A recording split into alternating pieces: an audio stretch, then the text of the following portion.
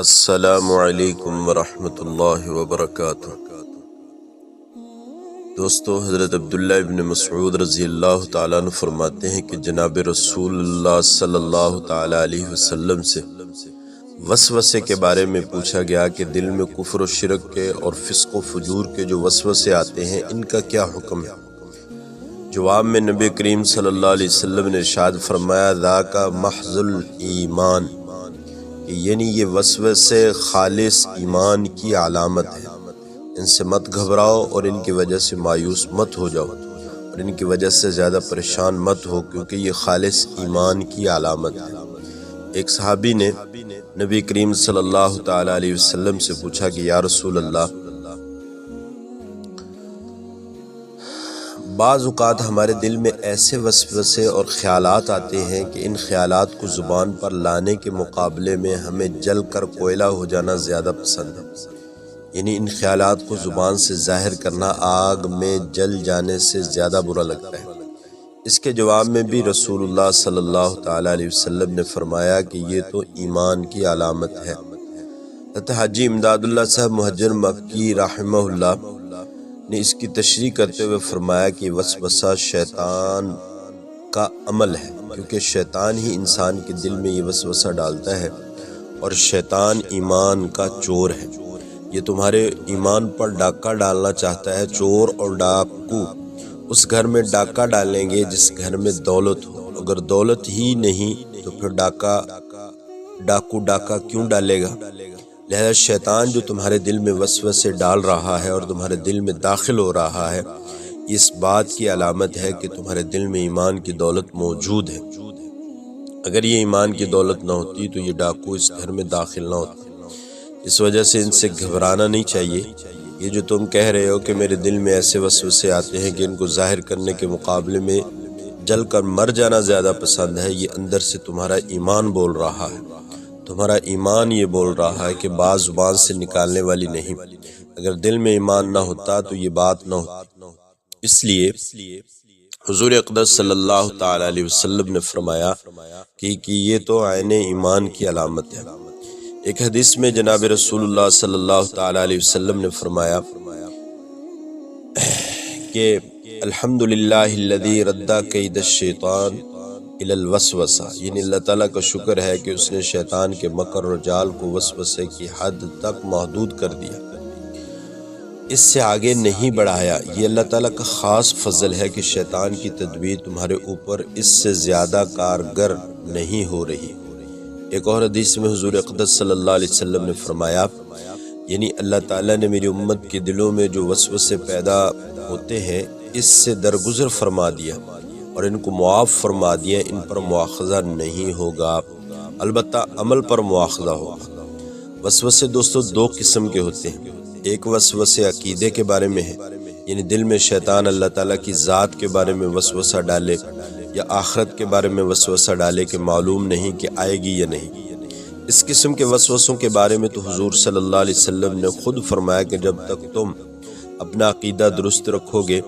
پھر چاہے خیالات اور وساوس کیسے بھی آ جائیں، اس پر انشاءاللہ مواخذہ نہیں ہوگا،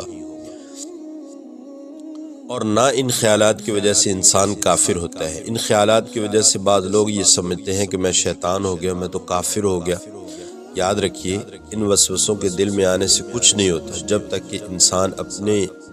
دل، اپنی زبان اور اپنے عمل سے مومن ہے، لہذا آدمی کو مطمئن ہو جانا چاہیے۔ دوسرے گناہ کرنے اور فسق و فجور کرنے کے وسوسے اور خیالات آتے ہیں۔ ایک تو عقیدے کے بارے میں خیالات اور اس طرح کے رجحان پیدا ہوتا ہے، اور دوسرے دوستوں گناہ کرنے اور فسق و فجور کرنے کے وساوس انسان کے دل میں ابھرتے ہیں۔ مثلا دل میں یہ خیال آتا ہے کہ فلاں گناہ کا ارتکاب کر لوں یا فلاں گناہ کر لوں، یہ کسی گناہ کی طرف طبیعت مائل ہو رہی ہے اور اس کی طرف کشش ہو رہی ہے۔ ان کے بارے میں اللہ تعالیٰ نے فرما دیا کہ اگر محض دل میں خیال آیا تو اس پر انشاءاللہ کوئی مواخذہ نہیں ہوگا جب تک کہ اس خیال اور وسوسے پر عمل نہ کر لو گے۔ لہذا جب گناہ کے تقاضے اور دائیے پر عمل کر لو گے تو یہ قابل مواخذہ اور قابل گرفت ہے، اور جب بھی کسی گناہ کا خیال یا وسوسہ آئے کہ فلاں گناہ کر لوں تو اس کا فوری توڑ یہ ہے کہ فوراً اللہ کی پناہ مانگو، یا اللہ میرے دل میں اس گناہ کا خیال آ رہا ہے، میں آپ کی پناہ چاہتا ہوں، آپ مجھے اس گناہ سے بچا لیجئے، اس طرح اس خیال اور وسوسے کا توڑ ہو جائے گا۔ یوسف علیہ السلام کا واقعہ قرآن میں مذکور ہے کہ آپ آزمائش میں مبتلا ہوئے اور اس آزمائش کے نتیجے میں ان کے دل میں بھی کچھ گناہ کا کچھ وسوسہ آیا، اس لیے کہ بہرحال آپ بھی انسان تھے، لیکن اس وقت آپ نے اللہ تعالیٰ سے یہ دعا فرمائی، اللہ تصرف عنی کیدہن اصب الیہن واکن من الجاہلین، یعنی اے اللہ اگر آپ ان عورتوں کے مکر کو مجھ سے دور نہیں کریں گے تو میں بھی تو ایک انسان ہوں، ان کی طرف مائل ہو جاؤں گا اور جاہلوں میں سے ہو جاؤں گا، لہذا ان عورتوں کے مکر کو مجھ سے دور کر دیجیے۔ جب بھی گناہ کا خیال یا گناہ کا وسوسہ اور داعیہ دل میں پیدا ہو تو فوراً اللہ تعالیٰ کی طرف رجوع کر کے اس سے پناہ مانگ لو کہ اے اللہ اپنے فضل و کرم سے مجھے اس گناہ سے محفوظ رکھیے، اور اس وقت اپنی ہمت کو تازہ کر لو کہ میں گناہ کے اس داعیے پر عمل نہیں کروں گا۔ اگر یہ کر لو گے تو پھر انشاءاللہ تعالی یہ خیالات اور وسوسے کچھ بھی نقصان نہیں کریں۔ وسوسے کی تیسری قسم اگرچہ مباح ہے کیونکہ وہ کسی گناہ کا وسوسہ اور خیال نہیں ہے، لیکن وہ خیال انسان کو کسی عبادت اور اطاعت کی طرف متوجہ ہونے سے روک رہا ہے۔ مثلا جیسے ہی نماز کی نیت باندھی بس اس وقت تو دنیا بھر کے خیالات کی چکی چلنا شروع ہو گئی، اور وہ خیالات چاہے گناہ کے خیال نہ ہوں، مثلا کھانے پینے کا خیال، بیوی بچوں کا خیال، اپنی روزی کا خیال، تجارت کا خیال، یہ تمام خیال فی نفسی گناہ کے خیالات نہیں ہیں، لیکن ان خیالات کی وجہ سے دل نماز کی طرف متوجہ نہیں ہو رہا ہے، اور ان خیالات کی وجہ سے خشوع میں رکاوٹ پیدا ہو رہی ہے، چونکہ یہ خیالات جو غیر اختیاری طور پر آ رہے ہیں اور انسان کے اپنے اختیار کو کوئی دخل نہیں ہے، اس لیے انشاءاللہ ان خیالات پر کوئی گرفت اور مواخذہ نہیں ہوگا بلکہ معاف ہوں گے۔ البتہ اپنے اختیار سے باقاعدہ ارادہ کر کے خیال نماز میں مت لاؤ اور نہ دل ان میں لگاؤ، بلکہ جب اللہ اکبر کہہ کر نماز شروع کرو تو ذہن کو نماز کی طرف متوجہ کرو، جب ثنا پڑھو تو اس کی طرف دھیان لگاؤ، اور جب سورہ فاتحہ پڑھنی شروع کرو تو اس کی طرف دھیان لگاؤ۔ پھر دھیان لگانے کے باوجود غیر اختیاری طور پر ذہن دوسری طرف بھٹک گیا اور خیالات کہیں اور چلے گئے تو انشاءاللہ تعالی ان پر گرفت نہیں ہوگی، لیکن جب تنبہ ہو جائے کہ میں تو بھٹک گیا تھا، یعنی انسان کو بیداری آ جائے اور انسان سمجھ جائے کہ میں تو بھٹک گیا، تو پھر دوبارہ نماز کی طرف لوٹ آؤ، نماز کے الفاظ اور اذکار کی طرف لوٹ آؤ۔ بار بار یہ کرتے رہو گے تو انشاءاللہ یہ خیالات آنے کم ہو جائیں گے، اور اس کام کے ذریعے اللہ تعالیٰ خشوع عطا فرما دے۔ بہرحال نماز میں یہ جو خیالات آتے ہیں بہت سے لوگ ان سے پریشان ہوتے ہیں اور ان خیالات کے نتیجے میں سمجھتے ہیں کہ ہماری یہ نماز تو اٹھک بیٹھک ہے، اس میں کوئی روح اور جان نہیں۔ یاد رکھیے نماز کی ایسی ناقدری نہیں کرنی چاہیے۔ ارے یہ تو اللہ تعالیٰ کا فضل و کرم ہے کہ اس نے ہمیں نماز پڑھنے کی توفیق عطا فرمائی، اور اس پر اللہ تعالیٰ کا شکر ادا کرو، اور ان خیالات کی وجہ سے اپنی نماز کو بیکار مت سمجھو۔ نماز کی توفیق تو اللہ تعالیٰ کی نعمت ہے، اور ان غیر اختیاری خیالات کی وجہ سے انشاءاللہ تمہاری گرفت نہیں ہوگی۔ البتہ اپنے اختیار سے خیالات مت لاؤ۔ امام غزالی رحمہ اللہ جو بڑے درجے کے عالم اور صوفی تھے، اللہ تعالیٰ نے ان کو بہت اونچا مقام عطا فرمایا تھا۔ ان کے ایک بھائی تھے جو بالکل خالص صوفی مزاج آدمی تھے۔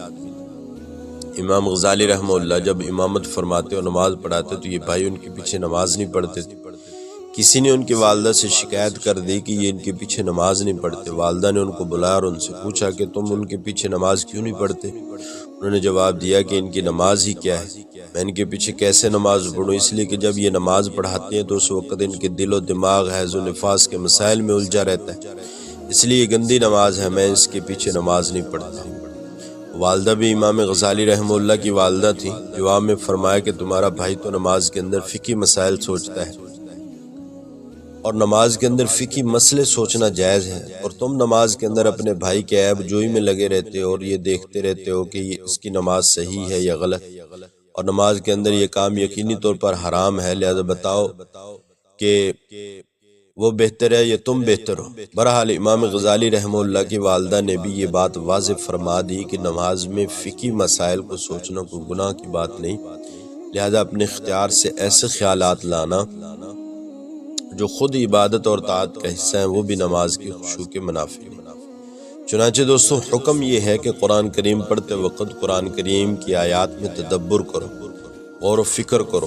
اب اگر ایک شخص نماز پڑھ رہا ہے اور نماز میں تلاوت کے وقت قرآن کریم کے اسرار و حکم کے اندر جو ہے اس کی یعنی منہمک ہے اور اس کے تدبر و غور و فکر کر رہا ہے تو یہ سب جائز ہے اور عبادت ہی کا ایک حصہ ہے، لہذا کوئی بھی ایسا خیال جو طاعت اور عبادت کا خیال ہو ان کو اپنے اختیار سے بھی نماز میں لا سکتے ہیں، البتہ وہ خیالات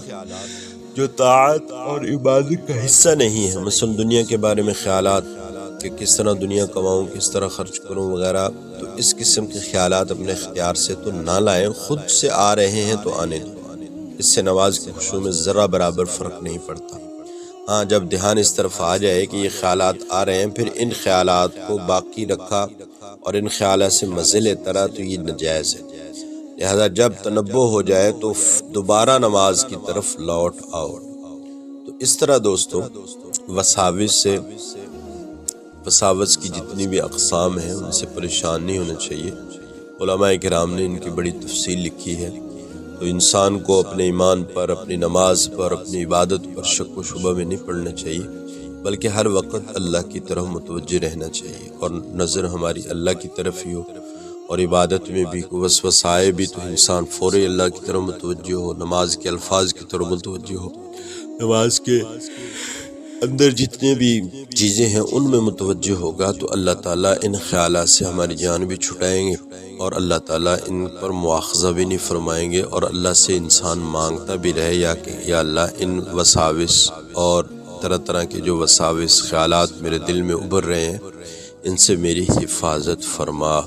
تو اللہ ضرور بھی ضرور ان خیالات سے ہماری حفاظت فرمائیں گے۔ اللہ تعالیٰ مجھے عمل کرنے کی توفیق عطا فرمائے۔